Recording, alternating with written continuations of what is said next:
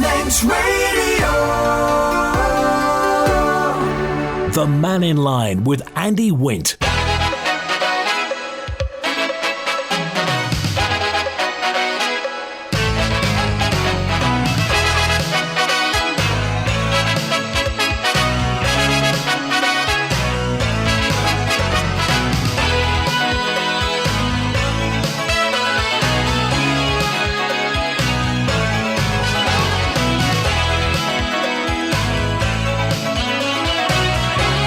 We're on the open line today through till 1 o'clock. Call 66 13 68. Text or WhatsApp 166 177. Email studio@manxradio.com to get your voice on the air.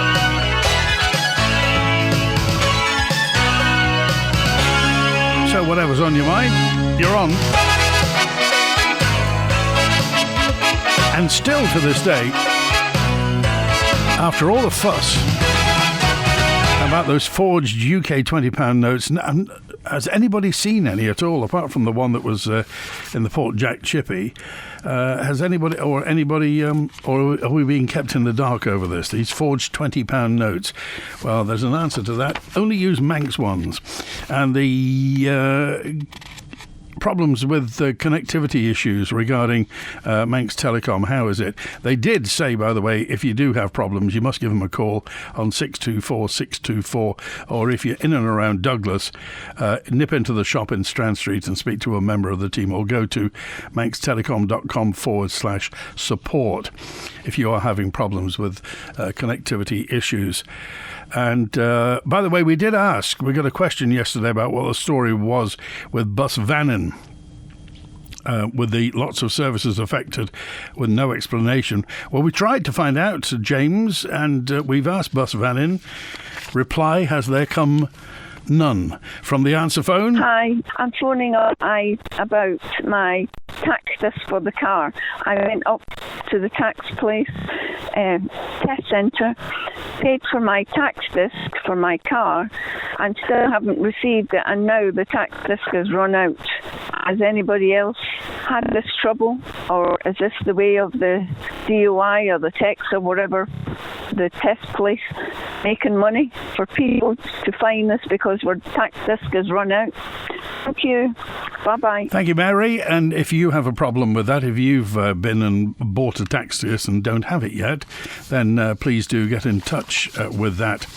Remember, cycling is prohibited on the TT mountain course. Recently, 2 people were arrested for cycling on the mountain road around Windy Corner.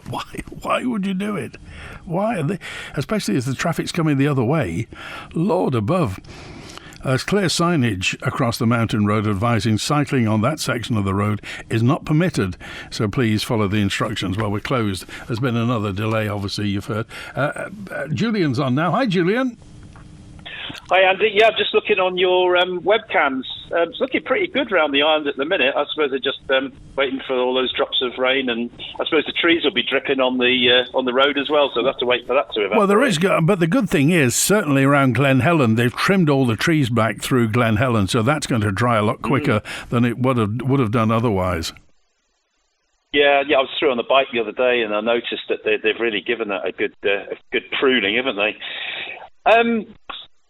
Battery storage for renewables. Yeah. In a recent interview on Paul Moulton's Isle of Man TV YouTube channel, Ralph Peake stated that having a wind farm on the Isle of Man, like Caervai at Erie Staine, will require storage like batteries. However, batteries are not used for storage anywhere on Earth. They're used for grid balancing. If you think about the electricity grid is like a tug of war. So on one end of the rope, you've got the electrical generation from Pulrose, and on the other end of the rope is our demand. And in the middle of the rope, you've got a flag. And our grid is extremely sensitive to those differences between what's generated and what our demand is. So the flag can only move a centimetre or an inch. It's a very, very sensitive. And if it moves any further than that, you'll end up with a system collapse, and then you'll have blackouts. So we've heard increasing figures from how much this Caervai wind farm is going to cost us. Originally, the newspapers were talking about 23.5 million, and it's doubled I think the last time it was mentioned a while ago, it's already at 45 million. And who knows how much that wind farm is going to cost us. But the sales pitch for the wind farm at Caervai is that it will save around £5 million a year in lower gas usage by turning down the power station when the wind blows. But what about the battery costs on top of the wind farm? Because the cost of the batteries is going to include things like the batteries themselves, the inverters, you've got synthetic inertia, you've got installation, and then you've got the grid connection. And that could be around 40 million on top of whatever the wind farm's going to cost. But crucially, the annual cost of the batteries over their relatively short lifespan, including expensive disposal off the island. I think somebody said that just an EV that's got a damaged under tray is 6,000 just to shove it on the boat to get it across as dangerous goods, if I remember right. And it looks to me like the cost of the batteries and their usage and their disposal over their lifetime will be more than the savings that are touted of the 5 million for the savings on the gas. Have they said where the batteries are going to go? No. But, you've got the point that the wind blows from any direction and you've got a large fire risk, like the Moss Landing one in California, from owned by Vistracorp. Now, that fire caused 1,200 residents to be evacuated, and then it flares up again a month later. So, these fires, when they're out, they're not necessarily all the way out. Have they said where Caervai, where's it going to jump into the infrastructure on the Isle of Man? Where's it going to be piped into? Well, I would imagine they'll try and get it onto what's termed, I think, the 33 kilovolt line. And then they'll have to get it over to Pulrose because that's the Spider's Web centre. Well, where's the nearest 33 kilovolt input? Because I remember when Mr. Whittaker was wanting to put that enormous solar panel around Bilown, there was literally one just down the road from there. So that could have gone into the system quickly there. But I'm just interested, if there are going to be batteries, where they're going to be, and where's this thing going to join the system, as it were? Well, this is the question. I mean, there was talk about a substation on Mount Gorn Road near Guernsey, but I think there's issues with that. There was also talk about there's a small substation at the top of the Balamoda, but I understand that's only a 10 kilovolt, so it's too small to handle the power when it's running. But these are all questions that need answering. But it seems to me that the what you call the amortized, or if you think about all the costs of those batteries, they're hidden. A bit like all the massive costs with the Liverpool ferry terminal, where, it was touted at 18 million, but they never thought about looking under the waterline, and then you end up with over 100 million, and I think Laurie Hooper said it was north of that. So if the wind farm ends up being 100 million, and then you've got 40 million pounds worth of batteries and all that gubbins, and then you end up with the costing of the batteries over their lifetime being more than what the potential savings were from the gas, and the savings from the gas probably won't appear anyway by turning the power station down, because the power station can only be turned down a certain amount. Because you can't turn it off, because you'll end up with condensation and corrosion. So you can't. Do you remember, Julian? Do you remember where were they talking about putting a road in from? Was it Balakillawi? They were talking about putting a road in from somewhere to build the wind farm for Caervai. So there's that road to go in. So again, these are just granular details that nobody's quite mentioned yet. And as you say, the battery one is another one, which I wasn't aware of, but you just wonder where it would seem logical to put the batteries at Pulrose. Probably logical to do that. So, if you end up with anything like the Moss Landing fire, if you've got a westerly to southwesterly, well, it's going to go all over Douglas. If you get an easterly like we've had, it's going to go all over the residents of Pulrose. And you're talking about hydrogen fluoride gas. You can't even hold your breath with that stuff. It goes in through your skin. So good luck with that. But I think the problem is the entire sales pitch for Caervai was all about the saving of the gas. But if you can't turn the power station down properly, and the cost of looking after and replacing the batteries every 10 to 12 years, it doesn't make any financial sense to put care buy in at all. And then, of course, you've got all the other bit about them saying that it's going to generate 3 times more electricity than any other wind farm that's ever been put onshore anywhere in the world, based on special qualities. The whole financial case for care buy is collapsing in real time, straight off a cliff. So I think somebody needs to come on and explain, what about all these hidden costs? Because we do not want another Liverpool ferry terminal disaster. Well, that goes without saying. Okay, all right, Julian, good to hear from you. Right. Thanks for being with us. Thanks for your opinion today. A quick point, says Colin. A quick point. Am I right in thinking that e-scooters are illegal in the Isle of Man? I only ask because I've seen a few people using e-scooters this week. And I'm sure the police have other things to do apart from worrying about e-scooters. But if they are illegal, surely somebody would have told the users for this. If you're aware of that problem, then please, by all means, do get in touch. And it would be nice to know the official word on e-scooters. After hearing that the horse trams might only go as far as the War Memorial, confirms that the grass stretch to the sea terminal isn't wide enough for a horse tram to be used safely. It's a WhatsApper in 696. As the government's trying to keep the tracks from where they used to run along the road. Well, I've been told, I've asked umpteen times, 696, but apparently the grass stretch is perfectly wide enough for the horse tram to go up and down. My internet and Manx Telecom Mobile has been working fine throughout Douglas over TT so far. Thank you, James. Good to hear from you. Let's go to the lines again. Howard's with us now. Hi, Howard. Hello, Andy. Just to follow on from that lady with the road tax. Yep. I came on your program in April, and I'd been up to the test centre after they'd done away with the post office doing the road taxes, to do mine for the car. Cut a long story short, they wanted me to go online. I said no, but they were a bit pedantic about it and demanded my insurance, etc.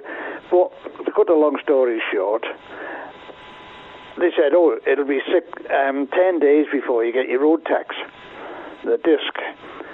Fine. That was on the 24th of April. I finally received my road tax disc on the 6th of May. So, in essence, by their changing over from the post office to the test centre or going online, I was devoid of any road tax, essentially, for 6 days. And it was actually stamped the 6th of May. So what happened to all the machines that used to be in the post offices, that they used to just print your tax disc out there and then, and you'd walk out of the post office up within your tiny hand, and you could put it to one side until such times the date was there, and you could put it back in your holder on the screen, which the law demands. But I heard on Sunday that a chap it's an old motorbike, and it's one that's not out on a regular basis, so it's only used occasionally for summer weather, fine weather. It's an old bike, and he wanted to tax it, and he went up to the test centre and was told they couldn't do it there, you've got to go online. So he had to come back home again and go and do it all online, and all the questions, because this is only used on occasions, it's not all the year round. So are they making life difficult for people? Are they doing it just by way of awkwardness? Because also, I was when the tax was due, a friend of mine had his car and had taxed one, but he has a system on his phone whereby, and it's one that's regular, it's not a spurious one, you could check the tax discs and whether they're paid or up to date or otherwise, and he'd had his in there for 3 days. He'd paid for it all.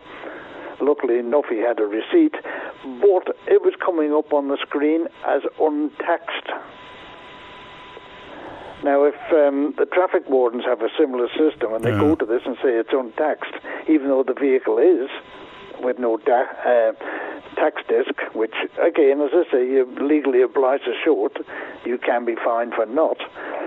his car, for all intents and purposes, hadn't been taxed, which made his insurance that he had on it void. Well, I was always taught if you're in retail, and let's face it, the department is in retail because they're selling road tax. They're selling this. You're a customer, and they're supposed to supply. I'm told that the customer should come first. So if the customer isn't coming first in these instances, you just wonder who's making the decisions, Howard. Exactly. Well, when I came on your program, as I say, it was April. It wasn't long after that. I'd say within a fortnight, Tim Krukol came on and was saying that they're putting extra staff at the test centre because they're overwhelmed. But you will be if you put it into one building, whereas previously it was anything up to about 10, should we say, just to give a number. Post offices around the island where they would spread the work out and the ability of staff to do a proper job. But the staff at the test centre, they just didn't seem to want to be bothered. It was just an interruption in their day, which is unfair because previous to that, and I've been driving for an awful long time, never had any bother with the road tax. But this is DOI. They seem to be looking in all the time and not looking out to what's available. They're closing down on what is there on the pretense of being more efficient. But I'm afraid it's going the opposite way. Okay. But that's 3 instances now, and that lady that's just been on your program was shows it's not getting any better. It's still continuing. Well, the thing is, Howard, it has to be said, and this is not. Remember, the people on the shop floor are the ones getting it in the neck. The decision's been made higher up. We were used to better. We were used to better service, so the service has gone down. Yes. But again, you're just saying that it's down to the attitude of the people that's behind the counter. And if they have a pedantic attitude, then that is going to come through and rub off the wrong way onto the customers. You've got to have, if you're behind the counter, you've got to have an amenable character, way of dealing with people, and you can't just grunt at them.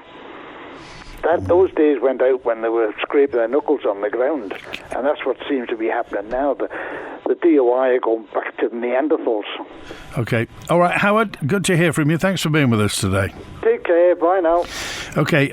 By the way, the story about what happened at the airport, chaos ensued when fog prevented flights from arriving, and therefore no flights could then leave. We heard from Duke Travel, representatives of Duke Travel. A lady and a colleague, Freya Cameron, were stationed at Ronaldsway, ready to welcome guests and transfer them to Douglas with the help of drivers for Duke. By evening time, the situation had ended up causing 300 people to be left stranded at Ronaldsway. Freya and I helped airport staff pass details of possible accommodation to as many people as possible, as well as signposting the option of the 10 o'clock Liverpool ferry, which many went for. Behind the scenes, we were supported by our office staff, answering call after call late into the night, and the Duke Village, who freed up emergency cabins, as well as the drivers who took many people back to Douglas as they could. But just wasn't enough accommodation. We put a post up on TT and MGP helpline page, and were inundated with offers of help for people who didn't want to stay overnight in the airport, which was the plan. We helped connect people, make phone calls and ensure they had some options. We also had many local people actually come and collect travellers to take them to their homes and offers of return lifts in the morning, which was incredible and meant that in spite of all the hassle, people left feeling taken care of and relieved. By 10 o'clock, there were 34 people left at the airport who I think were committed to staying, as the Civil Defence had put emergency camp beds up. I think we just did what anybody else would have done under the circumstances. There were many people involved in the help effort. We all just tried to make the best of a bad situation. That's TT, and thank you to the good people at Duke Travel for that update. It was a real problem. Efforts are underway to raise £200,000 for Maria Costello, who's been left paralysed following a crash in qualifying. She was in the sidecars. Maria and a passenger, Sean Parker, were involved in what's been described as a horrific accident at Brandish last Tuesday. Maria, who was marking 30 years of racing, she's been a real figure around the TT. The Snaefell Mountain Course is on a high dependency unit in Liverpool, starting a long road to recovery. So we chatted to her manager, the OMG racing owner, Alan Gardner. Unfortunately, they're going down towards Brandish. A hare has run out literally right in front of them. Unavoidable, no matter what they did. They've hit the hare and they've had a horrific accident. Both of them very, very battered up. Sean, not in a good way, but most of his things are it's broken bones. We're motorcycle racers. We get these. We know we're going to heal. They're going to hurt. They're going to be sore. They're going to be painful. But you're going to heal. Maria, unfortunately, has had 2 vertebrae damaged in her spine. She's got spinal cord damage, and she's now going to have life-changing sort of consequences because of that. Currently, as it stands at the moment, yes, she's paralysed from... She broke T5, T6 vertebrae. She's paralysed from that point down.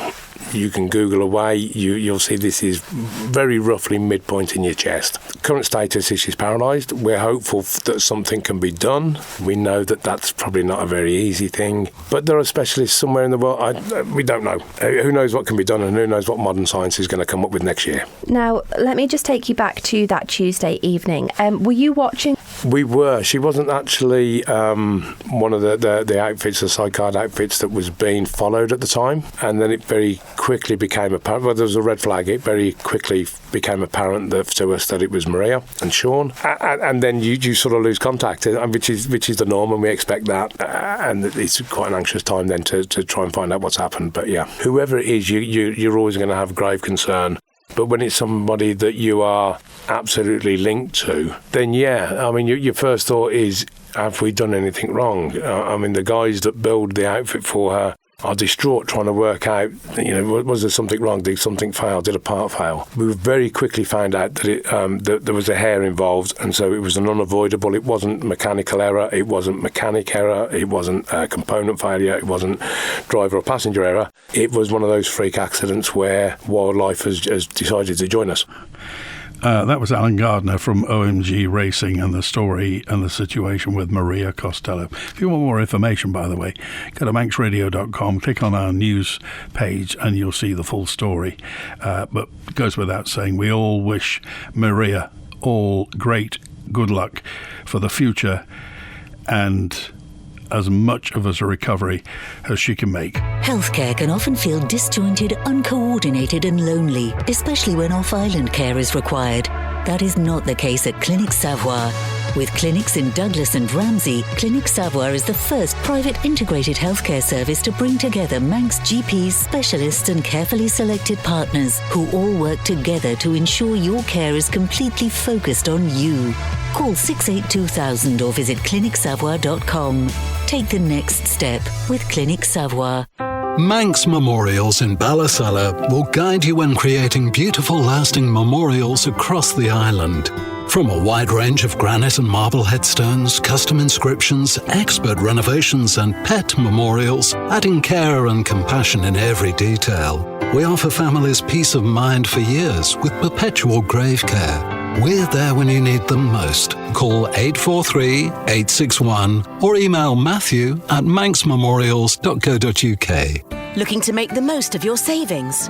Conister Bank offer a range of savings options, from fixed terms of 6 months to 3 years to variable rate notice accounts with notice periods of 95 to 180 days. And choose monthly or annual interest, whatever works for you. For the latest rates and an application form, check out conisterbank.co.im.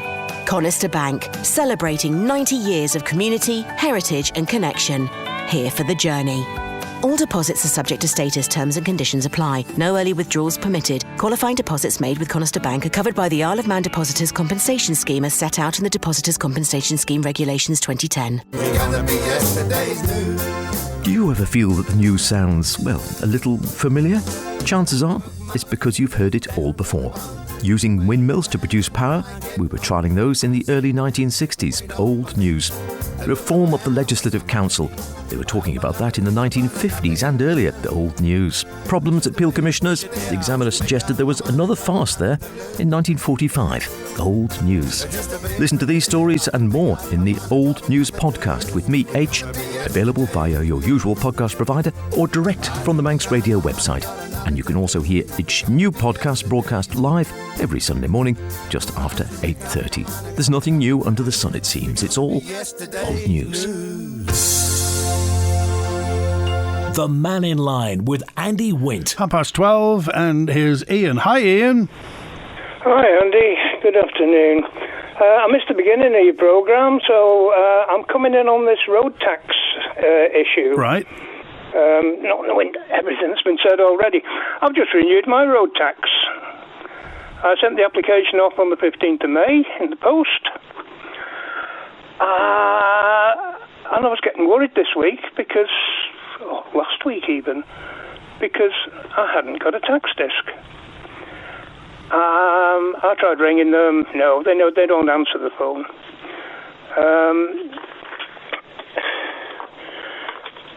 I finally got a tax disc sent to me. Right. It arrived in the post this morning. Now, keep track of these dates. It was the frank on the envelope says it was posted yesterday. Right. So that's after the 31st of May. Right. So my car was illegal yesterday. The letter sending it is dated the 19th of June. You get that one? And the tax disc itself has a rubber stamp, old-style stamp on it from the licensing office. And that is dated the 1st of May, 2026. This is for renewing from the 1st of June. The 1st of May? Yes. I think they're in a bit of a mess down there. I will compliment... Yeah, you're not Doctor Who. You don't do time travel, do you, Ian? Oh, if only. And then we could get back to doing it at the post office, where it was a 5-minute job. Crikey. All right. Anyway, you're legal now. That's the important thing. I'm legal now, and I'll compliment one young lady down there who actually returned a voice message that I'd left this morning. Okay. All right. Good to hear from you, Doctor Who. Sorry, Ian. Okay. Thanks for being with us today. All right. And let's get to Marion, who's with us now. Hi, Marion. Hello. I'm just not about road tax, but road dryers. Like the TT's been held up, and there's wet roads, and there's mist on the mountain and everything like that. Why don't the TT people invest in like a road dryer? They do exist. Yeah, they do exist, don't they? Yeah, but I couldn't because they already exist. It'd be interesting to know who's got one of these road dryers and where they're used these days. If there any racing tracks use them or what they're used for. I mean, yeah, I understand you won't be able to use them in a downpour, but with the wet, the drips coming down off the leaves. Yeah. It'd be marvellous, just to get it dried, and these people can watch the races that they've come to see. Well, it's disappointing, isn't it, with the way the situation is? You feel sorry for everybody who's involved, the poor people who are in tents getting rained on, and we need to do as much as possible. But it's a marvellous... I mean, the people here are marvellous, but, the help that they gave people last night when they were stuck on the planes, I mean, it's just fantastic. It really is. It's lovely to see and hear about. Right, okay. Well, if anybody knows about these dryers, the blowers, then we'd love to know, Marion. Okay. Yeah, thank you. Bye. Good to hear from you. Thanks for that. Yes, close to 300 people were stranded at Ronaldsway yesterday after fog cancelled 2 outbound flights. Visit Isle of Man, the airport, Civil Defence, and as you heard, Duke Travel were there to seek accommodation or alternative travel arrangements for the affected people. By the end of the night, over 100 people were put on the steam packet. Others were taken in by residents and hotels, and 25 and more stayed at the airport. The Emergency Planning Office at Civil Defence is Jane Kelly. Visit Isle of Man, and the team down there had been really busy trying to identify availability of hotel rooms on the island, and the airport were obviously busy looking at their continuity. So we were looking at options for later on for using civil defence potentially to open up rest centres if needed. So it's just really trying to find a lot of accommodation during TT when we know it is quite short. I did see a figure, I think someone posted on Facebook, and they said it was about 270-ish people. Do you know if that's the true figure? I think it was about that. We had 3 flights cancelled. So, one EasyJet is about 160, and a couple of the smaller Loganaires as well. Some of those people, though, will be Manx, and were able to go home. Some were able to go back to the accommodation that they'd vacated earlier on that day. And we managed to get over 100 onto the ferry. So quite quickly, we can whittle those figures down. Ultimately, we had about 25 in the airport overnight who were quite happy to stay there, in all fairness.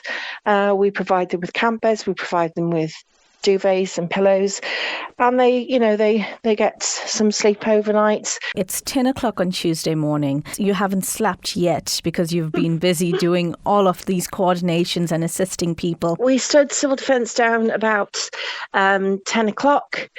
Lights went off at the airport at 10:30, and then I stayed down at the airport overnight. We're sleeping people in an airport, which is an unusual situation, but it's just somebody there as a sort of awake watch. After that, I went into a TT meeting at 7:30, so it's been a bit of a long night. Jane Kelly from Civil Defence. From the airport, by the way, there is one delay today.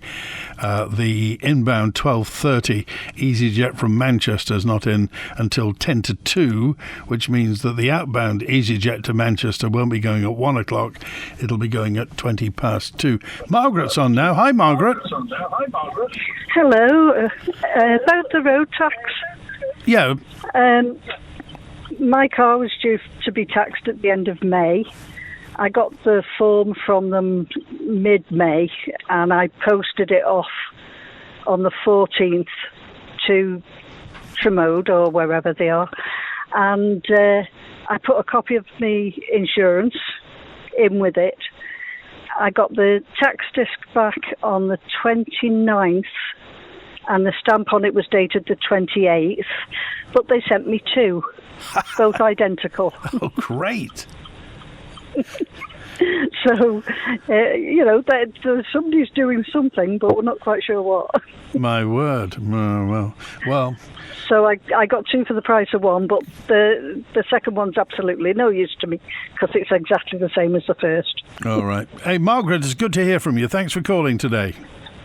Okay, thank you. Bye. All right, 22 minutes before 1. We found out, by the way, what happened. The DOIs told us what happened to the buses. It was high levels of driver sickness on Sunday. Bus Vannin was unable to operate all scheduled services. In total, 10 part services didn't run, which was just under 1% of Bus Vannin's scheduled services. But a lot of the people actually put their shoulder to the wheel and got involved.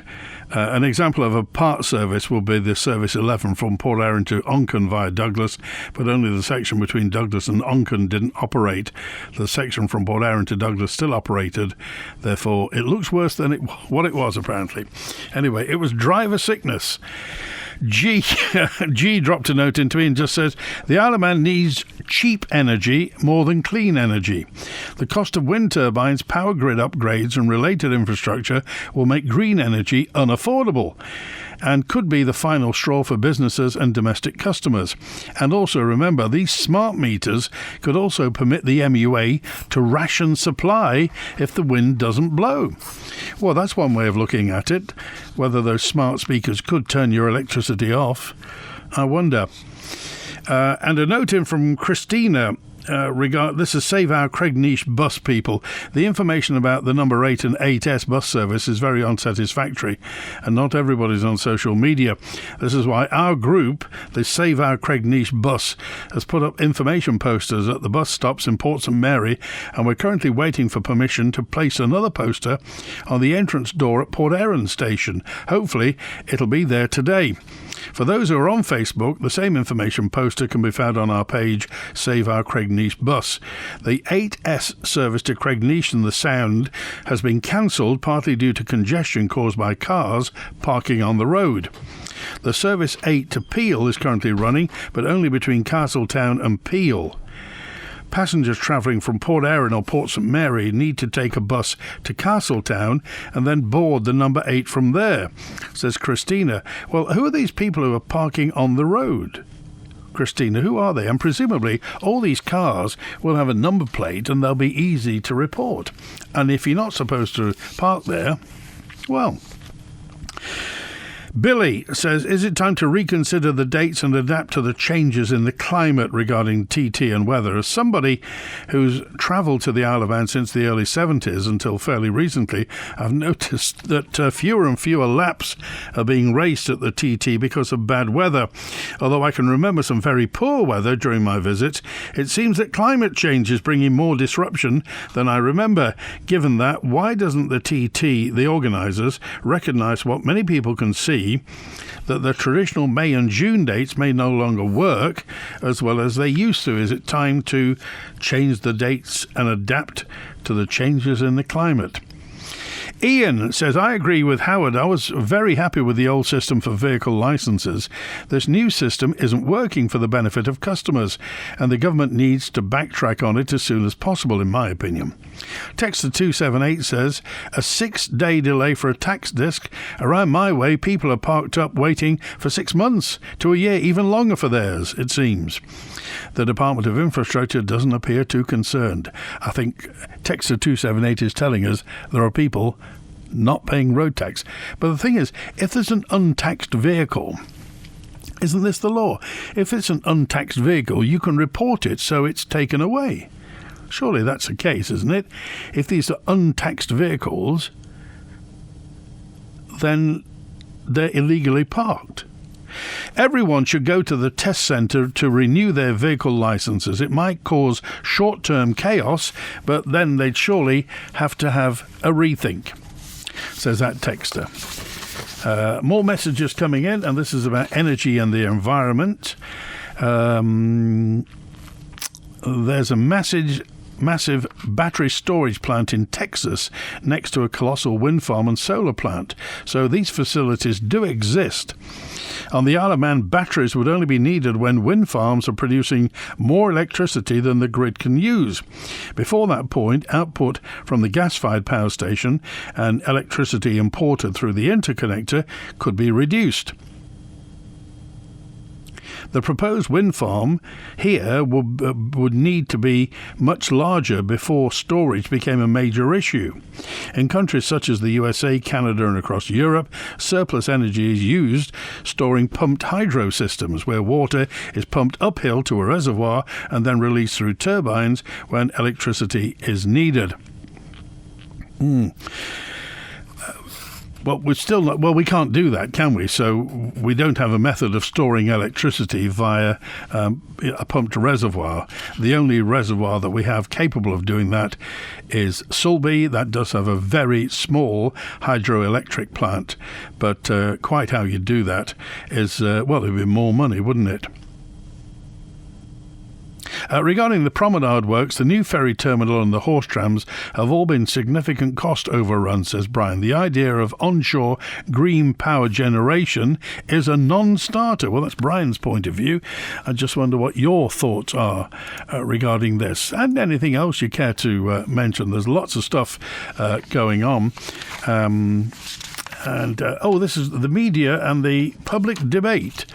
Brian says there should be more opportunity for a broader range of opinions to be heard, says Brian. I don't quite know what you mean, Brian. We have phone-ins 5 days a week. So it's easy as pie, Brian. If you want more, a broad range of opinions to be heard on Mannin Line, Brian, pick the phone up. When the Mannin Line's not on air, call Manx Radio to leave your opinion for broadcast on 682 631. Wellness doesn't have to be complicated. Sometimes it's as simple as wild swimming in crystal waters, walking cliff paths with sweeping views, or cycling quiet island lanes. On the islands of Guernsey, you can do it all. Across 5 islands that you can hop between with ease: Guernsey, Herm, Sark, Alderney, Liu. Each one is different, but all of them are a breath of fresh air. Reconnect with nature. Reconnect with yourself. Start your wellness journey at visitguernsey.com. Manx Mobility in Onken have it all. Daily living aids, wide-fitting shoes, rise recliners, beds and scooters, including lightweight and airline-approved models. Call in and see how our expert team can make your life easier. Manx Mobility at the top of Summer Hill. Make Athol Airport Parking your wash and go partner when parking at the airport. With no advance booking required, simply park your car in the designated Athol rental return spaces right next to the terminal. Hand your key to our valet desk, and while you're away, we'll wash your vehicle and return your car to the terminal for when you get back. For prices and our full range of services, including comprehensive valeting menu, just search Athol Airport Parking online. Athol Airport Parking, part of the trusted Athol Garage Group. For a wide range of wood-burning stoves and a complete installation service, visit The Snug in Ramsey. And we don't stop there. Kiln-dried firewood and full aftercare service, including chimney sweeps and maintenance. Call The Snug in Ramsey. The team at Nicola Bowker & Co. specialise in supporting local businesses with the expertise, practical help and advice that you've been seeking. Whether accounts, tax, payroll or expertise along your business journey, find the friendly, professional support you need at Nicola Bowker & Co. as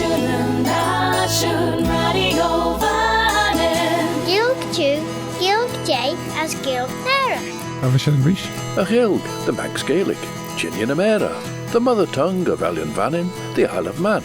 Avashanrish. You can catch up with more of Manx Radio's Manx language programmes in the weekly podcast Abershenrish. Say that again. Avashanrish. Shene, that's the one.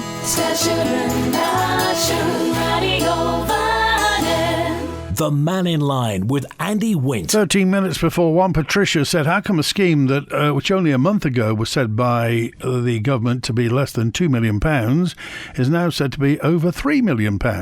I can't find the item on the Register of Business, but I'd suggest this discrepancy needs a full investigation of DOI and Treasury officers involved.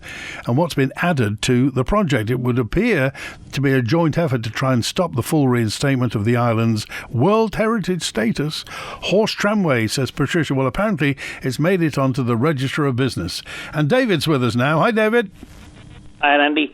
I just listening to the news item there when the Treasury Minister said they're going to have changes in VAT to support residents like they've done in the UK.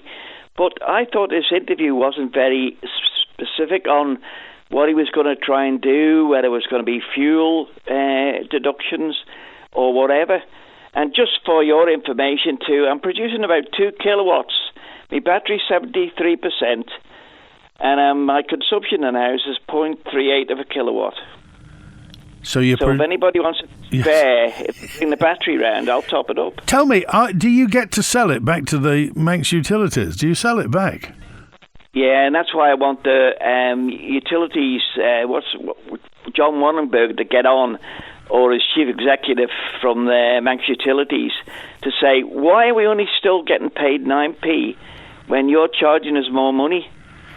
And we're producing energy for others. You see, this is interesting. This is interesting because it'd be nice to know what the capacity is of domestic solar panels and corporate solar panels, business solar panels on the Isle of Man, because it surely is quite a bit. So they could maybe practice lowering the output of the power station every now and again and take everybody's and pay them more. How much do you get? Was it 9p? 9p.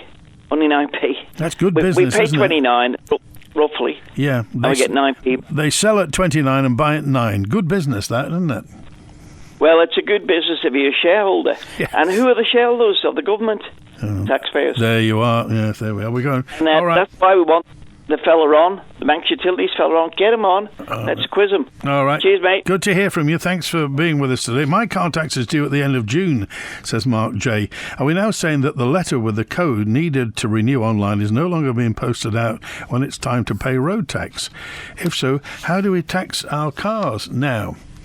Treasury boss has told us it's hopeful businesses on the Isle of Man will pass on savings from a temporary reduction in VAT. The government's following this UK scheme reducing the tax on children's meals in restaurants, family tickets to cinemas and shows, and admission to attractions. It'll drop from 20% to 5% until September the 1st. It's been pitched as families paying less for days out this summer, but it's up to the businesses to decide whether or not they reduce their prices. That's that situation. Oh, by the way, I want to hear from Martin Critchley. Martin Critchley was one of the residents who helped this situation at the airport last night, which could have been a lot worse, but luckily it was all sorted out. Martin Critchley was one of the people who stepped up to assist stranded passengers last night. Martin lives in Ballasalla. Martin Critchley. I took in two fellas who were on the way to Dublin and dropped them back off at the airport this morning, and they were very grateful. But apparently there were some people stuck in the airport still, and the Civil Defence brought in some camp beds for them.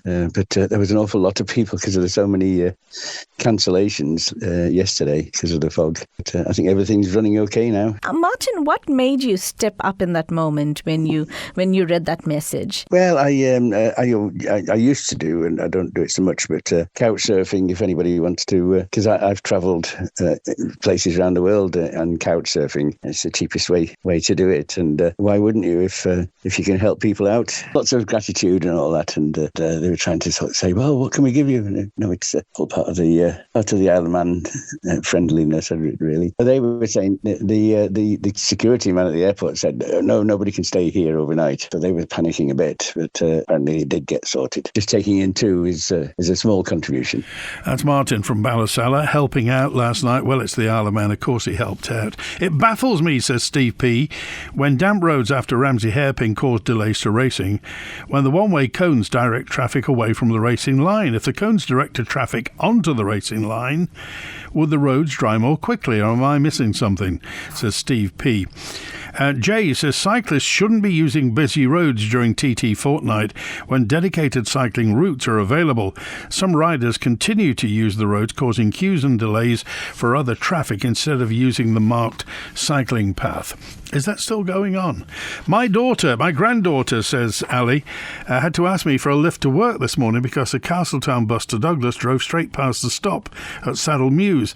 The bus was full and it was pouring with rain. The Southern bus service is very busy every day, but during TT fortnight it is very, very crowded. Could Bus Vanning put on extra buses during peak periods? People are encouraged to use public transport to reduce congestion and parking pressures, so capacity needs to match demand. Here's Mike with a message. I've never understood why vehicle tax expires at the end of the month before the anniversary of when it was taxed. For example, I taxed a new vehicle in mid-May 2026, yet it expires at the end of April 2027. If all vehicle tax renewals ran for 365 days from the date of taxation, it might spread the workload more evenly at the test centre. And more on this, I'll just renew my vehicle tax online as I've been doing for the past few years instead of continuing to live in 1990. The rest of the island could do the same and save time. Not everybody's online, but I get the impression some people want to go to the test centre to give themselves something to do. It only takes a few minutes to do it online. Well, if they want to go to the test centre and they're able to. Anyway, I filled my application for a licensed tax disc online in April. I got it back within 2 days. Easy to do, and I'm nearly 80, says 140. I've just changed the ownership of 2 vehicles into my name online says PJ. It was all straightforward, but I now have both the original and new logbooks. If I were not an honest person, I could potentially use the old logbook and previous owner's details to sell another vehicle of the same type that didn't have a logbook. Previously, the old logbook always had to be handed in for this reason. Here's Fritzy with this message. The Isle of Man should follow the UK system and remove the need to display tax discs and test certificates. There's a number plate recognition on the Isle of Man, is there? So why not use the same approach? It would save paper, reduce frustration and help provide a better service. But Fritzy, it's the Isle of Man. We have tax discs. It's why whenever we drive to the UK, everybody points at us and says, "What's that?" It's a tax disc. It's the differences that make us different. Right, more messages in. Or shall we go to, I think I've got time to do this, and it's regarding a message that I had a couple of weeks ago regarding who owns the Isle of Man newspaper group these days. Well, the Isle of Man newspaper group, with publishers, the Examiner, the Independent and the Courier, historically owned by Tyndall Newspapers. Tyndall Newspapers bought it, I think, from the Johnston Press, the Scottish group. It's been ages since the Isle of Man newspapers has been owned by a Manx company. But in 2016, Tyndall bought the business from Johnston Press for $4.25 million. More recently, in March of this year, Tyndall Newspapers itself was sold to a joint venture between Iliff Media and the Fowler family, which means the Isle of Man newspaper group is now ultimately controlled by a new joint venture between Media Isle of Man. This is so that's the Fowler family, by the way, involved in the 2026 acquisition of Tyndall Newspapers. It's a Scottish newspaper owning family centred around the late Peter Fowler and his son Rory Fowler. They've long been involved in regional newspapers, but that is the situation. Through the 2026 deal, this Fowler Iliff joint venture became the ultimate owner of Media Isle of Man, which is the Isle of Man Examiner, the Manx Independent, Isle of Man Courier, Isle of Man Today, and Jeff the Mongoose. So there we are. Anyway, we wish them well. I know they listen every day. Get a few tips on things. Hello to everybody.